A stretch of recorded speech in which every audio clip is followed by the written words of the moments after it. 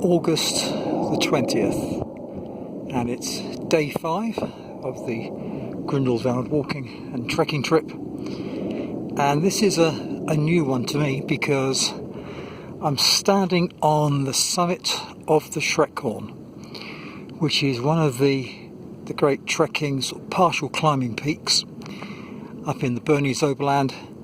You can get up here on foot without special climbing gear, but you do need to be a little bit sure-footed. You haven't got to be a mountain goat, but you've got to be a bit sure-footed, and you shouldn't be too badly affected by height, because you do go through a few areas where there's a spine you walk along with a drop either side, not sheer, but enough to make you pay attention.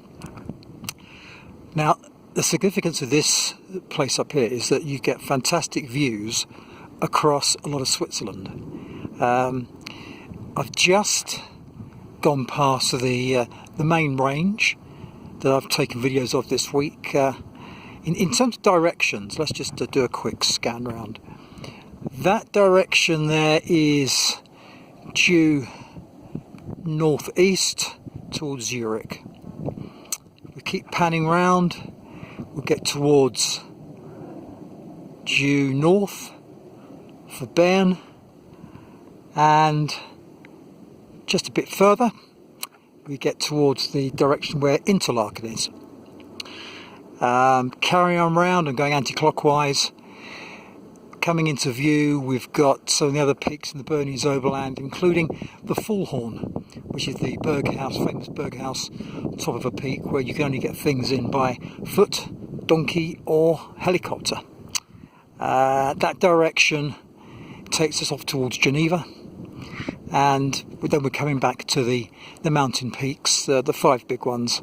The Eiger, which is dead centre right now.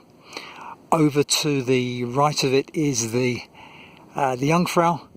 Just behind is the Monch. As we come around, we'll get to the Schwarzhorn and the Wetterhorn.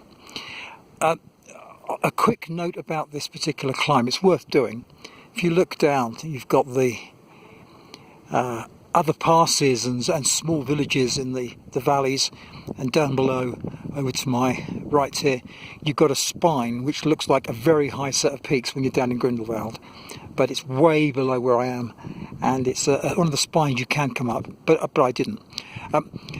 Getting up here isn't too bad.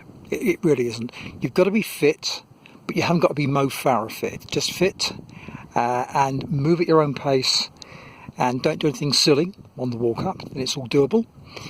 The standard time from Grindelwald first, the cable car that takes you up to 2100 metres, is about 2 hours 50.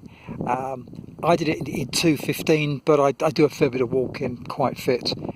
But there's no reason why you can't take 2 hours 50, 3 hours 50. Just take your time and just enjoy it. You can come up the spine that I'm looking at right now. Now that's called the Via Ferrata, because there's some very exposed ladders. There's 3, I think, 30-foot ladders going up an almost sheer cliff. Then you've got chains at the top to help you get to a spine.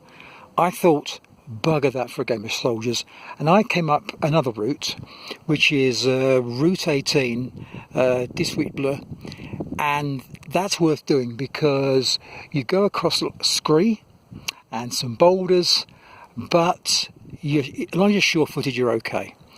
Worth doing. And in fact, I overtook a few people on the walk up to the point where the paths diverge, and I've got here before the guys that came up the Via Ferrata, so I would say forget all that. It's not necessary, and take the Route 18.